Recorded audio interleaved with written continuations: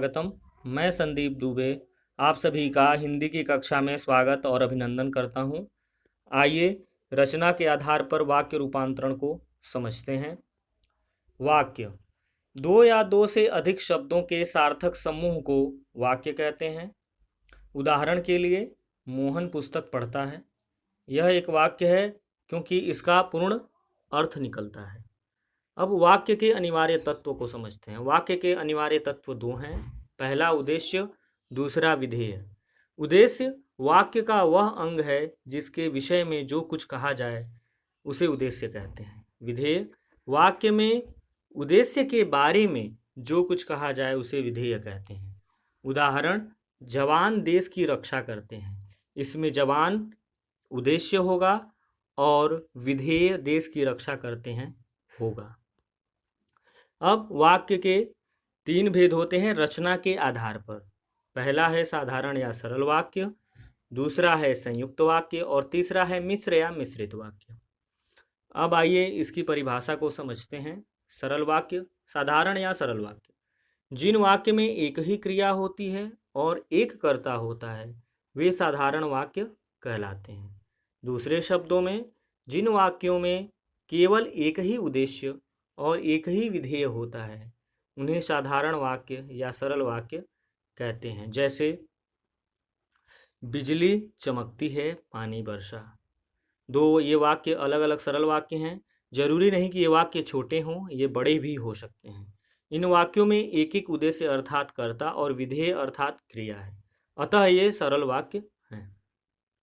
दूसरा, संयुक्त वाक्य, जिस वाक्य में दो या दो से अधिक उपवाक्य मिले हों परंतु सभी वाक्य प्रधान हों तो ऐसे वाक्य को संयुक्त वाक्य कहते हैं। दूसरे शब्दों में, जिन वाक्यों में दो या दो से अधिक सरल वाक्य योजकों, कोष्टक में आपके सामने आप प्रस्तुत है योजक हैं, और एवं तथा या अथवा, इसलिए, अतः, फिर भी, तो, नहीं तो, किंतु, परंतु, लेकिन, पर इत्यादि से जुड़े हों उन्हें संयुक्त वाक्य कहते हैं। जैसे, सुबह गया और शाम को लौटा। दूसरा उदाहरण है, उसने बहुत परिश्रम किया परंतु या किंतु सफलता नहीं मिली। तो इस तरह संयुक्त वाक्य की परिभाषा, उसके पहचान चिन्ह और उदाहरण इसमें प्रस्तुत है, जिसके माध्यम से आप इसको अच्छे ढंग से समझ सकते हैं, इसे याद कर सकते हैं। आइए अगले वाक्य की ओर बढ़ते हैं। मिश्रित या मिश्र वाक्य, जिस वाक्य में एक से अधिक वाक्य मिले हों किंतु एक प्रधान उपवाक्य तथा दूसरा जो वाक्य है वो आश्रित उपवाक्य हो, यानी निर्भर हो एक दूसरे वाक्य पे, यानी प्रधान वाक्य पे वह निर्भर हो, उसे हम मिश्रित वाक्य कहते हैं। दूसरे शब्दों में, जिन वाक्यों में एक प्रधान मुख्य उपवाक्य हो और अन्य आश्रित गौण उपवाक्य हो तथा जो आपस में जो योजक दिए गए हैं इस पर ध्यान दीजिएगा कि जो, क्योंकि, जितना, उतना, जैसा, वैसा, जब, तब, जहाँ, वहाँ, जिधर, उधर, अगर, यदि, तो, यद्यपि, तथापि आदि से जुड़े हों उन्हें मिश्रित वाक्य कहते हैं। जैसे उदाहरण है, मेरा दृढ़ विश्वास है कि भारत जीतेगा। दूसरा है, जब पढ़ोगे तभी पास होगे। आइए वाक्य रूपांतरण को समझते हैं। एक वाक्य का दूसरे वाक्य में रचना की दृष्टि से रूपांतरित होना वाक्य रूपांतरण कहलाता है। यह तीन प्रकार से होता है, सरल वाक्य का संयुक्त वाक्य तथा मिश्र वाक्य में, दूसरा संयुक्त वाक्य का सरल वाक्य तथा मिश्र वाक्य में, और तीसरा मिश्र वाक्य का सरल वाक्य तथा संयुक्त वाक्य में होता है। ध्यान देने वाली बात यह है कि इन तीनों वाक्यों के आपस में रूपांतरण होते समय इनके अर्थ में परिवर्तन नहीं होना चाहिए। यहाँ पर एक ही वाक्य, एक सरल वाक्य दिया गया है जिसको हम संयुक्त और मिश्रित वाक्य में बदलकर देखते हैं। वाक्य है, प्रातःकाल पक्षी चहचहाते हैं। यह सरल वाक्य है, इसको हम संयुक्त वाक्य में बदलेंगे, प्रातःकाल हुआ और पक्षी चहचहाने लगे।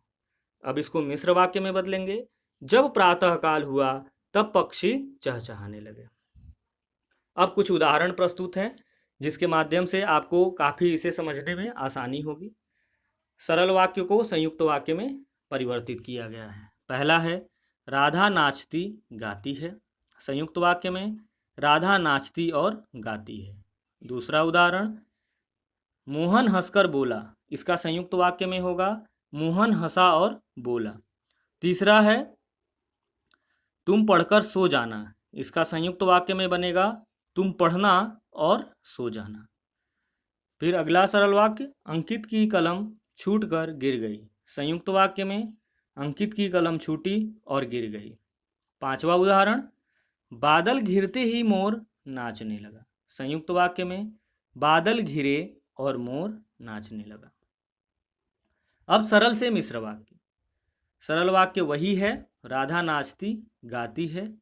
मिश्र वाक्य में होगा जो नाचती गाती है वह राधा है। दूसरा सरल वाक्य मोहन हंसकर बोला।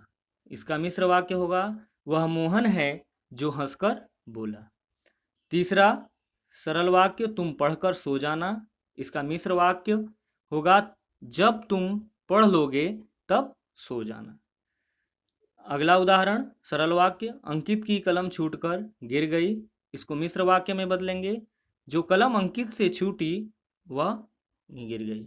पांचवा उदाहरण बादल घिरते ही मोर नाचने लगा। इसको मिश्र वाक्य में बदलेंगे जैसे ही बादल घिरे मोर नाचने लगा। अब हम देखेंगे संयुक्त वाक्य से सरल वाक्य में कैसे परिवर्तित करेंगे।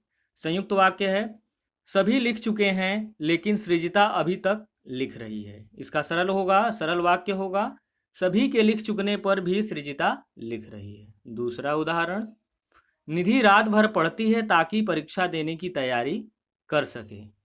इसका सरल वाक्य होगा निधि रात भर पढ़कर परीक्षा देने की तैयारी करती है। तीसरा उदाहरण अभिलाषा ने रोना शुरू किया और बेहोश हो गई। इसका सरल वाक्य होगा अभिलाषा रोते हुए बेहोश हो गई। अब आइए संयुक्त से मिश्र वाक्य में पहुंचते हैं। संयुक्त वाक्य है सभी लिख चुके हैं लेकिन सृजिता अभी तक लिख रही है। मिश्र वाक्य होगा इसका सृजिता लिख रही है जबकि सभी लिख चुके हैं। दूसरा उदाहरण वही उदाहरण है ताकि आपको आसानी से समझ में आ सके।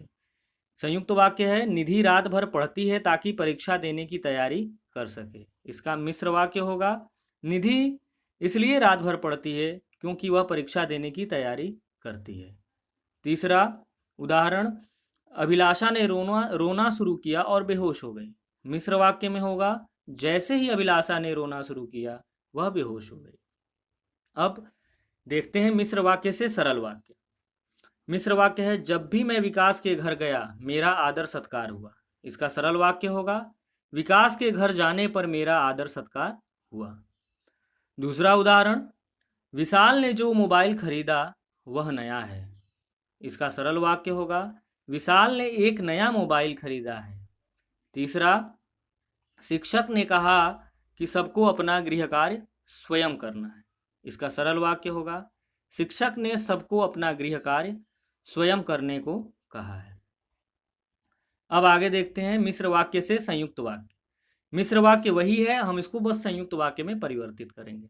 जब भी मैं विकास के घर गया मेरा आदर सत्कार हुआ। इसका संयुक्त वाक्य होगा विकास के घर मेरा आदर भी हुआ और सत्कार भी हुआ। दूसरा उदाहरण विशाल ने जो मोबाइल खरीदा है वह नया है। इसका संयुक्त वाक्य होगा विशाल ने एक मोबाइल खरीदा है और वह नया है। तीसरा उदाहरण शिक्षक ने कहा कि सबको अपना गृह कार्य स्वयं करना है। इसका संयुक्त वाक्य होगा शिक्षक ने गृह कार्य करने को कहा है और स्वयं करने को कहा है। तो इस तरह से इन उदाहरणों के माध्यम से आपको वाक्य और वाक्य के अनिवार्य तथ्य और वाक्य रूपांतरण में काफ़ी मदद मिलेगी। आशा करते हैं कि आपको अच्छे ढंग से समझाने में मैं सफल रहा। आप सभी का बहुत बहुत धन्यवाद।